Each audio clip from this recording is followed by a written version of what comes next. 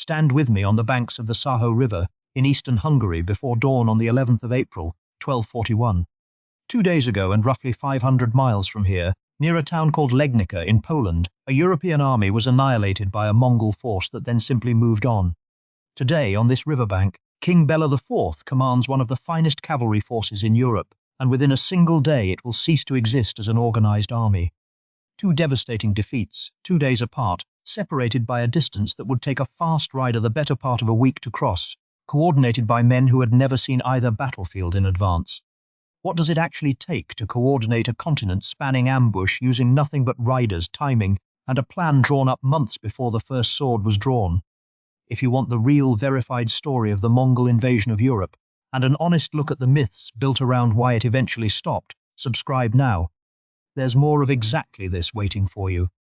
To understand how 2 separate European armies end up destroyed within 48 hours of each other, you have to understand both how recently this catastrophe had already struck the region, and the mind behind the plan rather than simply the armies executing it.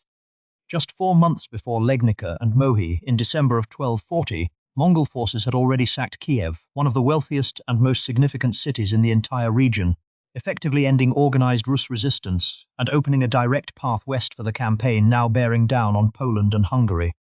This was not an army arriving cold into unfamiliar territory. It was an army continuing a devastating momentum that had already been building for months. General Subutai, the mind behind the coming campaign, brings something even rarer to this invasion than fresh momentum, genuine, decades-old familiarity with the exact ground his armies are about to fight on. Nearly 20 years earlier, in the early 1220s, Subutai and a fellow general named Jebe had led a small Mongol force on an extraordinary multi-year reconnaissance raid, sweeping through Persia, around the Caucasus Mountains, and across the southern Russian steppe, defeating a coalition of Rus princes at the Kalka River along the way before returning east. That raid was never simply an isolated adventure. It functioned as a multi-year intelligence-gathering mission, giving Mongol leadership detailed first-hand knowledge of European political fragmentation, military capability, and terrain nearly 2 decades before Subutai puts that same knowledge to devastating use in the campaign now unfolding. By 1241, he is not improvising against an unfamiliar enemy. He is executing a plan built on intelligence his own reconnaissance had gathered a full generation earlier. Subutai, already one of the most accomplished commanders in Mongol service by 1241, designs this entire campaign not as 2 unrelated invasions happening to occur around the same time, but as a single coordinated operation with 2 distinct purposes. The main effort, a force of roughly 80,000 men under Batu Khan, Subutai himself, and a commander named Shiban, drives into Hungary, the real target of this campaign. A second, considerably smaller force of about 20,000 men, under 2 princes named Kadan and Baidar, is sent north into Poland with an entirely different job, not conquest for its own sake, but making certain that Polish forces never reach Hungary in time to reinforce Béla's army against the main Mongol thrust. Facing that northern force is Duke Henry II of Silesia, called Henry the Pious, son of a mother, Hedwig, whose own reputation for piety and charity would eventually see her formally recognized as a saint decades after her son's death, who gathers a coalition considerably more impressive on paper than the battle it is about to fight, will prove it to be in practice, something between 25 and 30,000 men, including contingents from the Teutonic Knights, the Knights Hospitaller, and the Knights Templar, some of the most renowned professional warriors in Christian Europe. Facing them, Kadan and Baidar's force is smaller, perhaps 20,000 strong, but built entirely around exactly the kind of mobile, coordinated horse-archer warfare that European heavy cavalry and infantry formations of this era are simply not built to counter effectively. Meanwhile, 500 miles south in Hungary, King Béla IV commands an army built around what contemporaries widely considered the finest heavy cavalry force in Europe, a genuine source of real Hungarian military pride, and, as this campaign is about to demonstrate, not remotely sufficient preparation for the specific kind of warfare Subutai's forces have spent decades perfecting across the Eurasian steppe.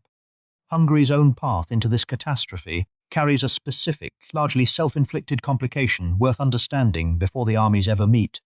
3 years earlier, Béla had granted asylum to tens of thousands of Cuman refugee families fleeing earlier Mongol conquests further east, welcoming their leader Khan Kuthan in exchange for a promise of conversion to Christianity and the addition of experienced Cuman cavalry to Hungary's own military strength. To the Mongols, who considered the Cumans their own escaped subjects rather than free refugees deserving shelter, this arrangement functioned as a genuine provocation, one more reason among several to treat Hungary as a target rather than a neutral neighbour. Inside Hungary itself, the arrangement fared little better. Hungarian nobles resented the favour shown to nomadic newcomers who never fully integrated into settled Hungarian society, and in the tense weeks just before the Mongol invasion actually arrives, Kuthin is murdered amid exactly that unresolved tension. His grieving, furious Cuman followers abandon Hungary entirely in the aftermath, taking with them the additional cavalry strength Béla had specifically been counting on to help meet the invasion now bearing down on his kingdom. Hungary walks into this campaign having already lost, through its own internal failure to manage a genuinely difficult refugee crisis, exactly the reinforcement it most needed. The gap in capability between these two military systems runs deeper than simple numbers or even tactics. Mongol horsemen train from early childhood in mounted archery, typically maintaining multiple remounts per rider, so an army can sustain rapid movement across enormous distances without exhausting any single set of horses, while their composite bows, built from layered horn, wood and sinew, deliver range and penetrating power that outmatches most contemporary European bow designs by a significant margin. European heavy cavalry, built around the shock value of an armoured charge at close range, and European infantry, built to hold a defensive line rather than chase a constantly repositioning mounted enemy, are excellent tools for a kind of warfare Subutai's forces simply decline to fight on European terms. This is not a story of European cowardice or incompetence facing down superior numbers. It is a story of two entirely different military systems meeting each other for the first time at genuinely continental scale, one of them built for exactly this kind of campaign, and one of them not. If the idea that this entire campaign was planned as a single coordinated operation across a distance modern armies would still find logistically demanding interests you as much as it interests us, our members get more of exactly this kind of decision-by-decision breakdown, first and uncut. It's there whenever you want to go further with us. At Legnica, on the 9th of April, Henry's coalition meets Khadan and Baidar's force in a battle that by every surviving account goes badly for the Europeans almost from its opening stages. The Mongol force's characteristic tactics, feigned retreats drawing over-eager cavalry out of formation, coordinated horse-archer fire wearing down heavier, less mobile troops before committing to close engagement proved just as effective against Polish and Allied knights as they had against every other force that had faced them across the preceding decades of conquest. At the fighting's most critical moment, Mongol forces burn reeds to throw up a thick, deliberate smokescreen across the field, severing Henry's cavalry from the infantry meant to support it. European knights, already drawn out of formation by the earlier feigned retreat, find themselves riding blind through drifting smoke, unable to locate an enemy that continues raining arrows into their disordered ranks from positions they cannot see clearly enough to charge. Henry's army is destroyed. Henry himself is captured in the fighting and beheaded, his head raised on a spear and paraded before the town of Legnica itself, a deliberate, brutal demonstration aimed at whatever European resistance might still be considering standing against this advance. His mother, Hedwig, is said to have identified her son's body afterward by a specific physical detail rather than by his face at all, a detail later religious tradition would fold into the broader story of her own sanctified grief. Whatever the precise accuracy of that specific detail, the underlying fact is not in question. A duke who had gathered the finest knightly orders in Christian Europe under his own banner was dead within a single afternoon, and his kingdom's contribution to the wider defence of Christendom ended with his severed head on a Mongol spear. Here is where the popular version of this story usually gets its emphasis badly wrong. Legnica is often remembered, understandably given its scale and brutality, as the battle that stopped a Mongol invasion of Germany and Western Europe in its tracks, a heroic last stand that saved the continent from further conquest. The actual strategic purpose behind Khadan and Baidar's entire presence in Poland tells a considerably less flattering story for that version of events. This force was never intended to push into Germany at all. Its entire job, from the moment it was dispatched, was to prevent Polish military strength from reaching Hungary in time to help Béla, nothing more ambitious than that.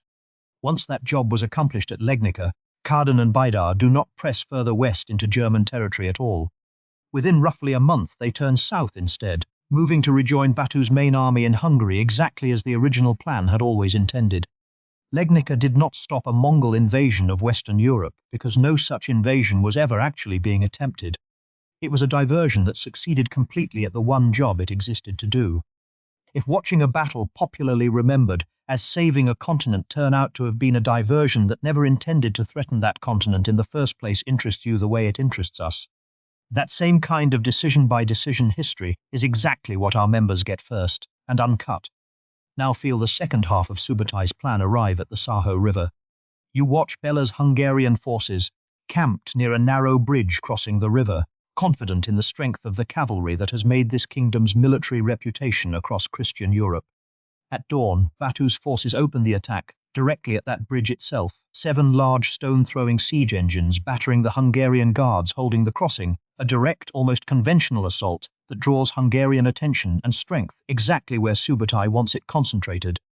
While that fight for the bridge holds Hungarian focus, additional Mongol forces work their way across the river elsewhere, outflanking a camp that had not adequately secured its own wider perimeter against exactly this kind of maneuver.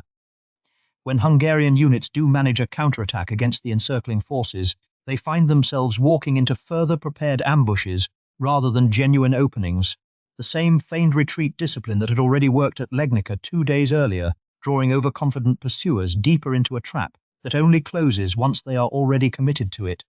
What follows is not simply a lost battle but a comprehensive encirclement, Hungarian forces finding themselves increasingly boxed in against their own camp, rather than free to maneuver and fight on ground of their own choosing.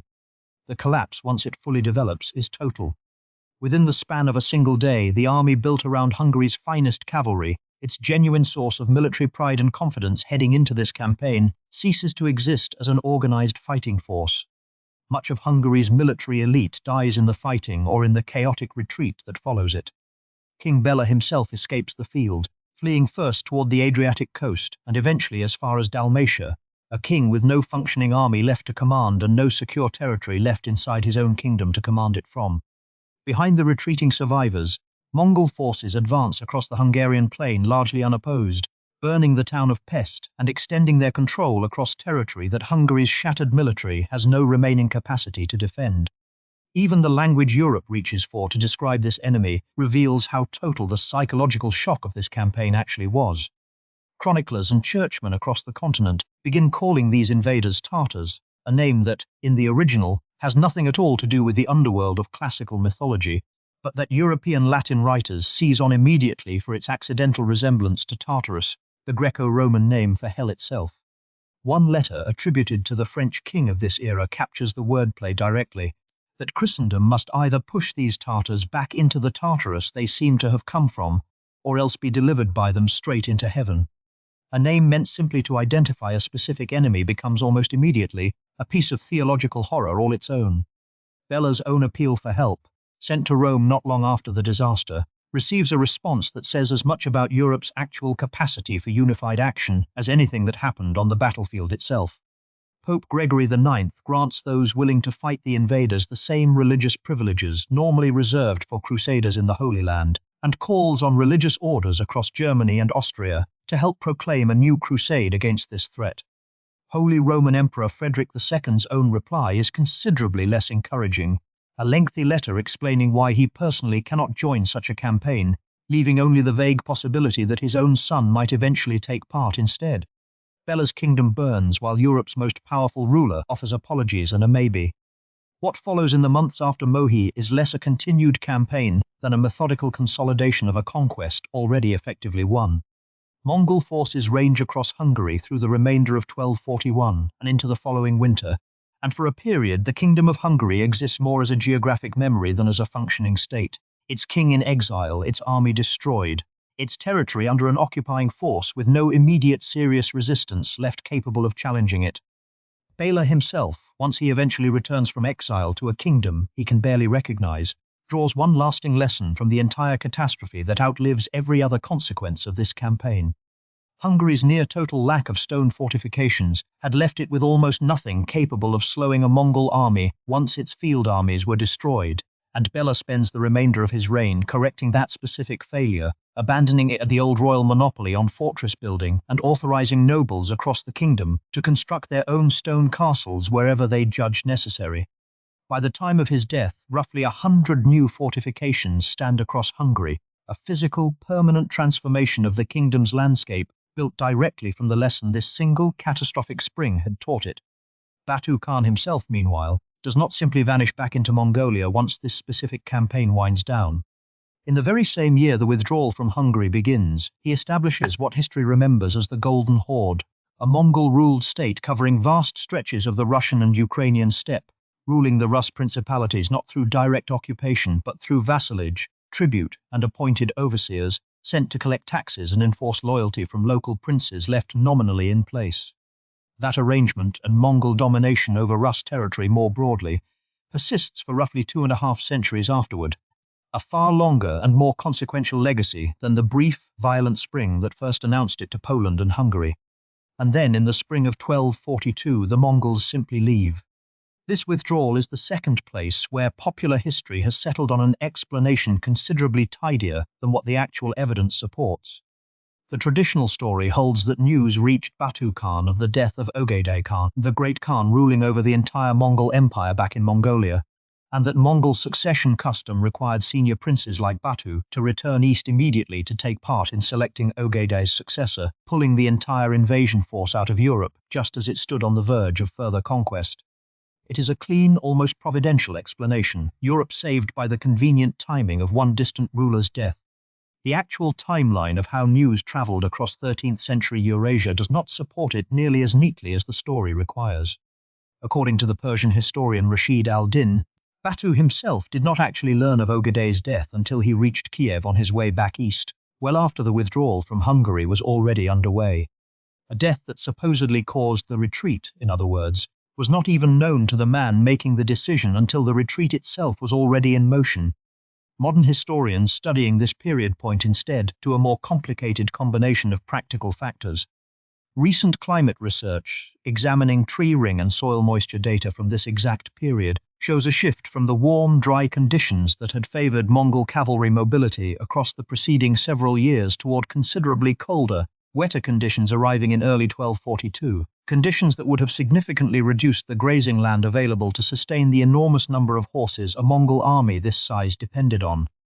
Add to that simple campaign exhaustion after a grueling, extended operation and unresolved succession politics back in the Mongol homeland that would have demanded attention regardless of the specific timing of any single ruler's death, and a considerably more grounded picture emerges, not a single dramatic reprieve arriving at the perfect moment, but an army pulling back for a combination of logistical, environmental, and political reasons that had been building for some time before anyone in Europe or within the Mongol command structure itself could have called it a single decisive turning point. One further popular claim about this campaign deserves a brief, honest correction rather than confident repetition. You will sometimes hear that Mongol forces at Mohi deployed early Chinese gunpowder weapons or primitive firearms against the Hungarians, a genuinely striking detail if it were well established. Careful modern military historians studying the primary sources for this specific battle find no solid contemporary evidence supporting that claim. It appears to rest more on later speculation and inference than on anything directly recorded by the people who were actually there. Whatever technological and tactical advantages the Mongol forces brought to this campaign, and they were considerable, gunpowder at Mohi belongs in the category of vivid but unconfirmed claims rather than established fact. So think back to that riverbank, to an army built around Europe's finest cavalry collapsing within a single day. A murdered refugee leader, a coalition of knights riding blind through smoke of the enemy's own making, a king fleeing to the Adriatic with no army left to summon, a pope offering crusading privileges and an emperor offering excuses, 100 new stone castles built from the lesson this catastrophe finally taught. None of this fits neatly into the version of this story most people already think they know. You were never simply watching two unlucky European armies lose two separate battles in the same difficult spring. You were watching a single campaign, planned and coordinated across 500 miles by a general who had never needed modern communication to execute it, in which one battle popularly remembered as saving a continent was, in the campaign's own actual design, never meant to threaten that continent at all, and in which the invasion's eventual end owed less to a distant ruler's convenient death than to horses running out of grass to eat, and an army that had simply been fighting far from home for long enough. The Mongols did not lose at Legnica, and they were not driven out of Hungary by a single dramatic stroke of providential timing. They accomplished exactly what Subutai's plan had set out to achieve, and then, for reasons considerably more mundane than the legend prefers, they went home. If this is the kind of history you want more of. The legends checked against what the sources can actually support. The victories that were never trying to do what popular memory credits them with. The endings that arrive through exhausted horses and shifting weather, rather than a single convenient death. There's another one waiting for you. Click it and walk with us further into the shadows.